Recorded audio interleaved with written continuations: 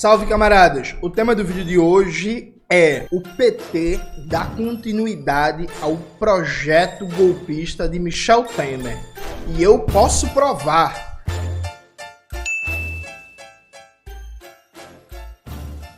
Antes de começar provavelmente o tema do vídeo do canal, quero muito agradecer a você que ajuda a manter e melhorar nosso canal a partir do Apoia-se. Seu apoio é fundamental para a gente continuar o nosso trabalho. Note, eu já falei em outros vídeos do canal que a gente vive uma época que vai ter consequências de longo prazo, em que está sendo ensinado para a juventude que o caminho para você conseguir emprego público, para você entrar no governo, para você entrar no ministério, para você conseguir uma influência, é você ser um canalha da pior espécie, que esquece tudo que você escreveu, tudo que você defende, tudo que você militou, em nome da conveniência do momento. Então, nesse momento, eu não, né? Enfim, a maioria das esquerdas, do campo progressista, está ensinando, por exemplo, para os estudantes de economia, que o único caminho de você chegar no ministério, de você chegar numa assessoria parlamentar, de você chegar a trabalhar numa empresa pública que não seja por concurso, é você ser um neoliberal na prática, ainda que não seja no discurso. Está se ensinando para os estudantes de economia que, não há alternativa, como diria Margaret Thatcher. Você pode até citar Marx, citar Keynes, citar Hayek, citar Celso Furtado, mas chegar lá no governo é todo mundo neoliberal, de bico fechado e defendendo esta merda. É isso que está sendo ensinado. E eu vou provar isso para vocês a partir de um exemplo significativo, que é o exemplo do PPI, o Programa de Parceria de Investimento. Veja, eu já falei muito aqui no canal, eu sou militante contra o PPI, né? Não o PPI da Petrobras, eu sou contra também esse. Mas o PPI da Petrobras tem mais gente falando, tem mais debate, tem mais reflexão pública. O que eu tô falando é do Programa de Parceria de Investimentos. Eu já expliquei isso 1000 vezes no canal. E não tem problema, eu explico de novo e explico quantas vezes for necessário para a gente entender a gravidade do que está em curso. Vamos lá. O Programa de Parceria de Investimento foi criado pelo Michel Temer no âmbito do golpe contra a presidente Dilma. Então, Temer assume o governo. Um dos elementos centrais da ponte para o futuro do Michel Temer era a ideia de desestatizar a economia. Para desestatizar a economia, criou-se o PPI, o Programa de Parceria de Investimentos, que no site do PPI é dito abertamente que o objetivo do programa é desestatizar a economia brasileira. Bota aí na tela, Maxwell, por favor. E aí o Michel Temer colocou fundamentalmente setores de infraestrutura no PPI. Portos, aeroportos, estradas, rodovias, hidrovias e tudo mais que pudesse ser privatizado na área de infraestrutura. O Aécio Neves, já contei essa história também no canal, mas eu vou repetir sempre porque eu acho ilustrativa. O Aécio Neves, em 2017, foi ter uma reunião com o Michel Temer e pediu para o Michel Temer colocar presídio e segurança pública no âmbito do PPI. O Michel Temer, o golpista, o vampirão, achou demais e não colocou presídio no âmbito do PPI para o programa de privatização, de desestatização da economia. Aí, o que eu quero mostrar aqui para vocês? O PT foi contra o PPI, foi um duro crítico do PPI. Os deputados, as lideranças, os sindicalistas, os intelectuais do PT foram contra, percebe? Foram contra e, veja bem, o PT entrou com ação no STF afirmando que o PPI é inconstitucional, ilegal e fere o Pacto Federativo. O ano, gente, é 2016 e vamos ver o que é que o PT, Partido dos Trabalhadores, o partido do presidente Lula, defendia em 2016. Matéria aqui do consultor jurídico. Partido dos Trabalhadores pede ao STF que julgue inconstitucional a criação do PPI. O Partido dos Trabalhadores ingressou nesta quinta-feira, 23/5, com uma ação no Supremo Tribunal Federal pedindo que seja declarada inconstitucional a medida provisória 727 de 2026, que criou o Programa de Parceria de Investimento, alterando o sistema que vigorou nos últimos 20 anos no setor. De acordo com o PT, a medida provisória viola mais de uma dezena de dispositivos constitucionais, ou seja, é inconstitucional.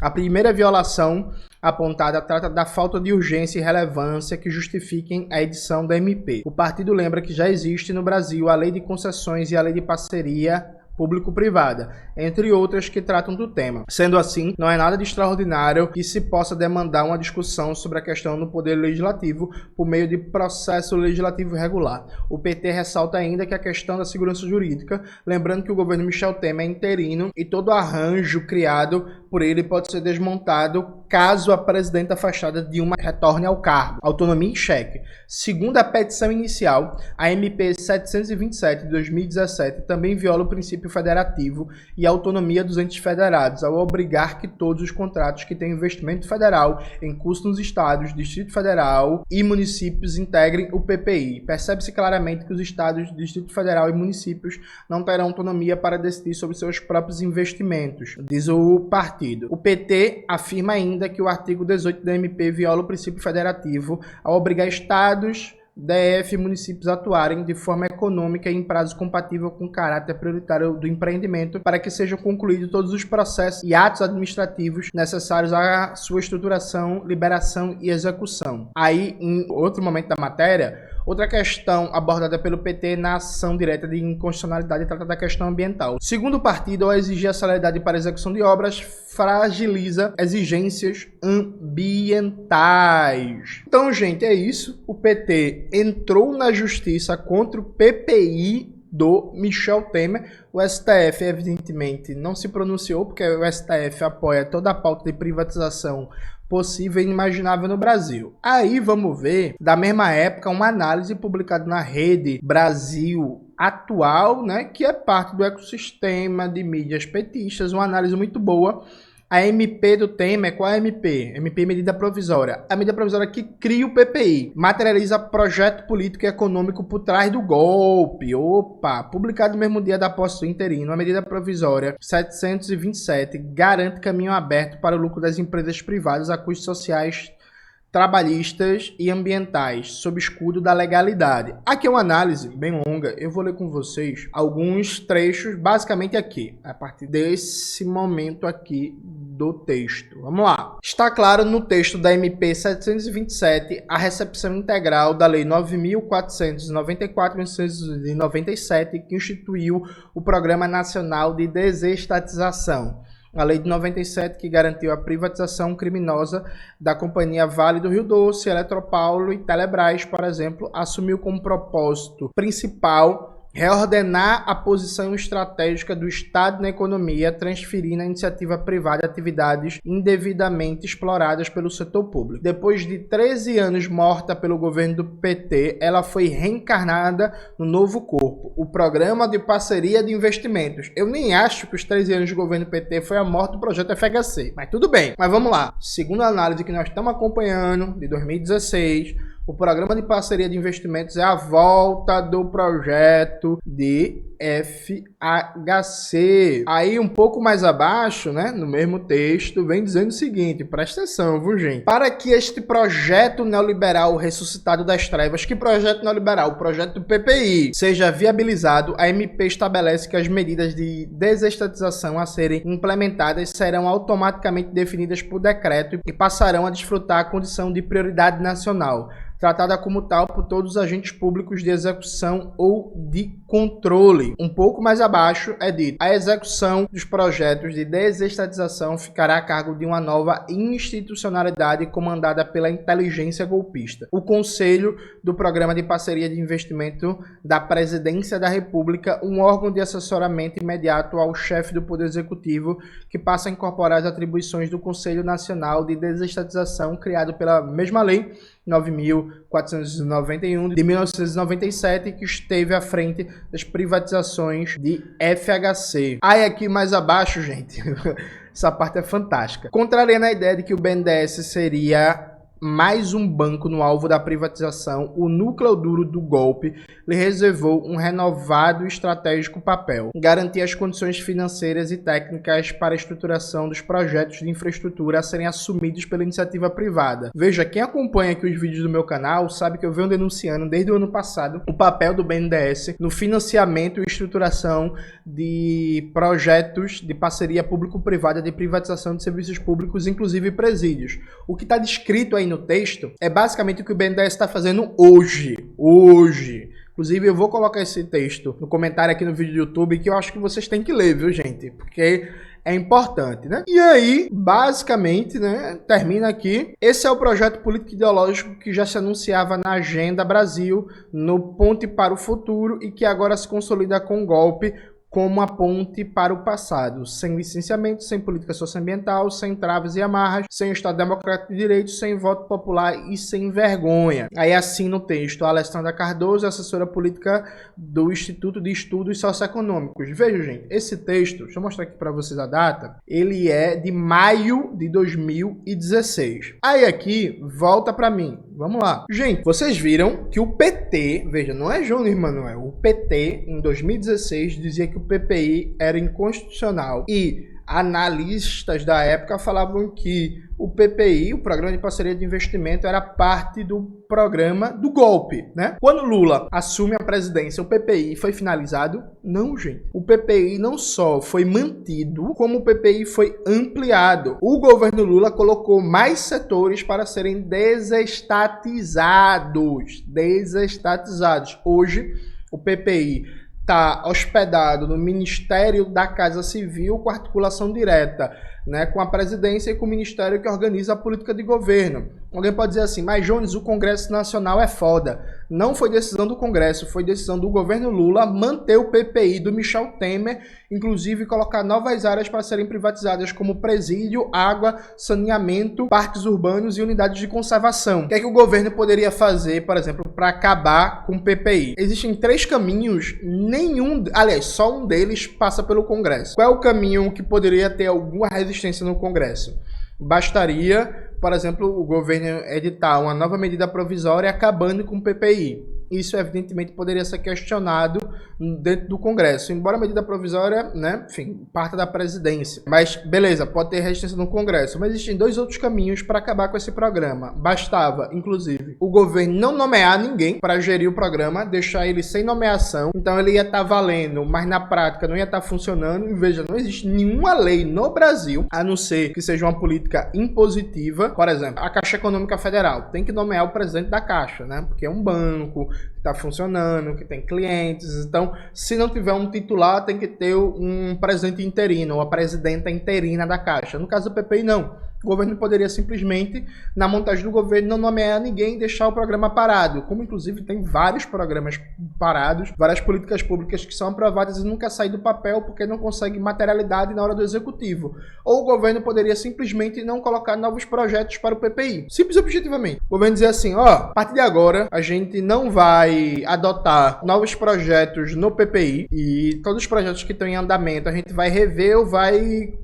em andamento desde o governo Temer, né? A gente ou vai rever ou vai continuar e depois acabou. Não vai ter novos projetos, não. E finalizou o PPI. Simples e objetivamente. Então veja, gente, não foi o Congresso, não foi a Câmara dos Deputados, não foi o Senado, não foi o STF. O governo poderia simplesmente não enviar novos projetos de privatização para o PPI, poderia simplesmente deixar um negócio vago e morreu, acabou a história. Mas o que foi que aconteceu, gente?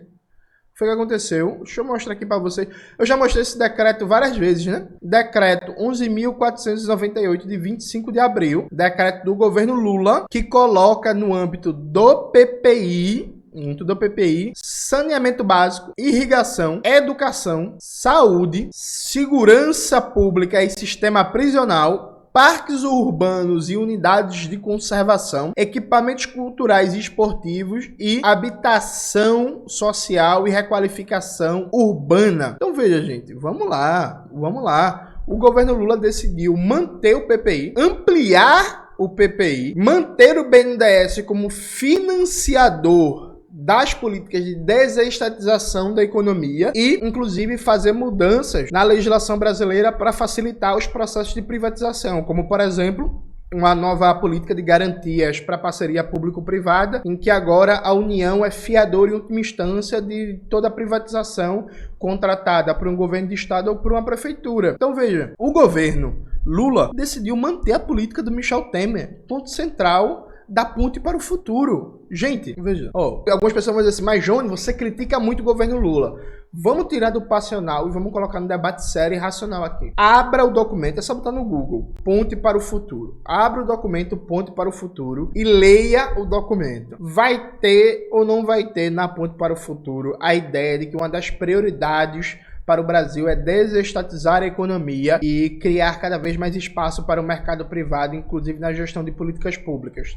Tá lá, em 2016, o PT entrou ou não no STF contra o PPI, dizendo que o PPI era inconstitucional. Tá lá. Tinha ou não tinha análises, e aí eu peguei essa análise da Rede Brasil Atual, porque tava fácil no meu computador, tava salvo, mas assim, se vocês pesquisarem no Brasil 247, na revista Fórum, no blog Cafezinho, na Carta Capital e na mídia progressista de maneira geral, vocês vão ver várias análises de economistas, de intelectuais, de lideranças sindicais, lideranças políticas, parlamentares. Se garimpar, inclusive, discurso parlamentar, vocês vão achar lá na época que eu não quis fazer essa pesquisa tão exaustiva, porque senão, enfim, eu ia demorar muito tempo para gravar esse vídeo. Mas é tudo lá, todo mundo criticando o PPI, dizendo que é o projeto do golpe, que Temer quer privatizar tudo e não sei o quê. E o PPI foi mantido. Aí vocês entendem que quando o Temer começou o PPI, teve resistência, teve ação no STF contra, teve debate na universidade, teve intelectual contra, teve parlamentar dando discurso contra, teve tal, e agora não tem nada.